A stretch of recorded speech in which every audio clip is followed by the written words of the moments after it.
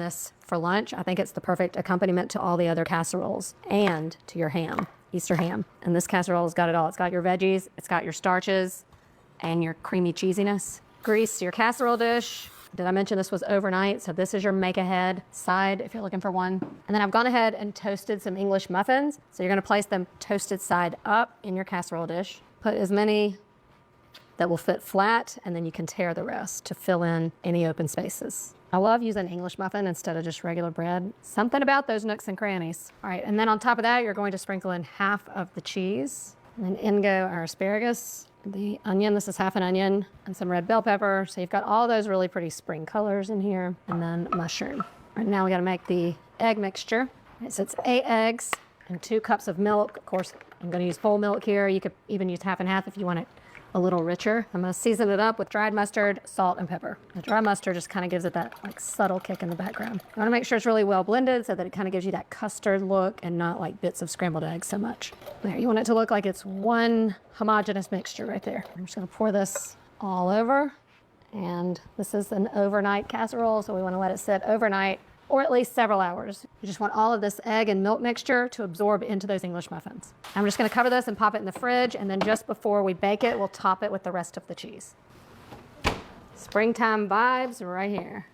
I love the confetti of the red pepper and the green asparagus. Not only does this look comforting, it looks a little bit fancy, and you saw how easy it was to make. Why do we always have to let things sit? But I got to. I feel like we need a mimosa for this one. That's more like it. Now it feels like brunch. All right, let's see how we did. This one's a new one for me. Wow, that is pretty. If you're a fan of the omelet station, this is the one for you at your next brunch. Loaded with veggies, cheese.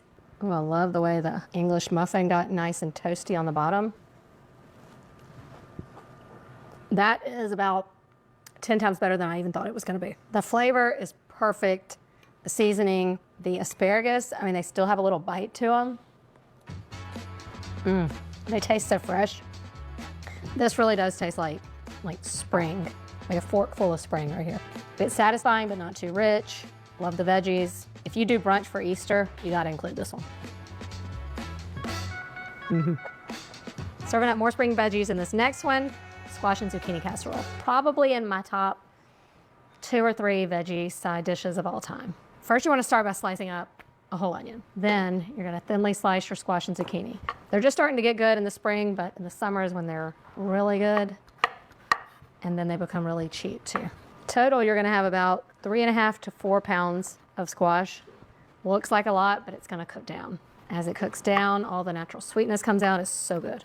So dump all your veggies into a big pot with the onion. And then I'm gonna pour over just 2 to 3 cups of water and let it just start doing its thing. Even though we are cooking it in water, we are gonna drain it very well. We are trying to actually draw out all the moisture from it and then press it out. So I'm also gonna add in a little salt at this point to help draw out that moisture. This process takes a while, but it doesn't require a lot of babysitting. Just walk by your pot every few minutes and give it a stir. Once these are nice and tender, you wanna drain it. And when I say drain it, I mean really drain it, because you want every bit of water to come out. Our tender squash, zucchini, and onions go into a bowl. See how much it cooked down? This is another casserole that doesn't have a can of cream of anything, made with pantry staples, mayonnaise and sour cream. That's gonna give you the perfect creamy balance, because you've got, you know, that tanginess, and the sour cream also helps bring out some of the sweetness in the squash and zucchini. I'm also gonna add in just a little bit of crushed red pepper, some salt and pepper, and most of my cheese. I'm just gonna add 1 egg to help bind it all together. The secret ingredient here. I'm gonna add in just a little bit to here just to help kind of hold this casserole together. And that's gonna help absorb any extra moisture that comes out of squash and zucchini into our springtime dish. Oh, I forgot the egg. Now time for the egg. Got carried away. Then we have the rest of our stuffing mix, adding in some melted butter. We also use crushed up croutons here.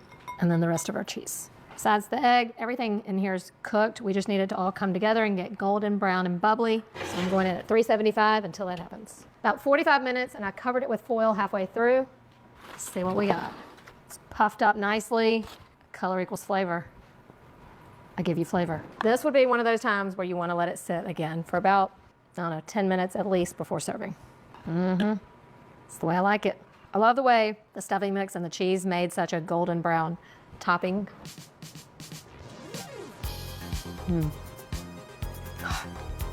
It's so good.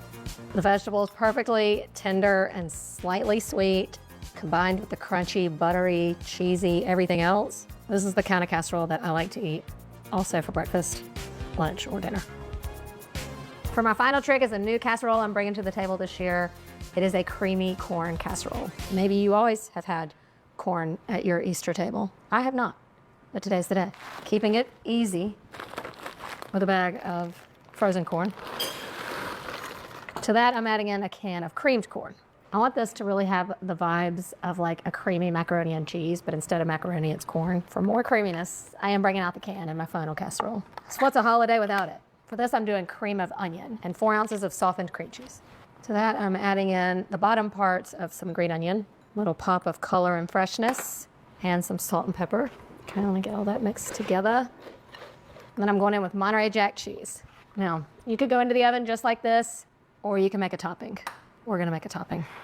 Melted butter, and now I bring out the Ritz cracker. Crush them up into the butter. Also, at this point, you could cover it and keep it in your fridge until you're ready to bake it. We're going in 350, so hot, browned, and bubbly. We've done it again, folks. We've done it again. Creamy corn casserole. Oh, that is what I'm talking about. And this is not cream corn. This is not the same thing. It's the cheese for me.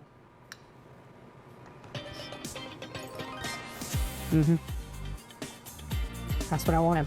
Whether you're serving ham or lamb, this corn casserole is going to go perfectly. You get like those juicy pops from the corn. It's a little bit sweet, but then you have that super savory from that cream of onion and all of that cheese. Y'all. I think we nailed it. If you're looking for something different, yet also sticking to the Easter traditions while keeping it easy, you gotta give one of these side dishes a try. I'm casserole and happy Easter. Now casserole me out of here.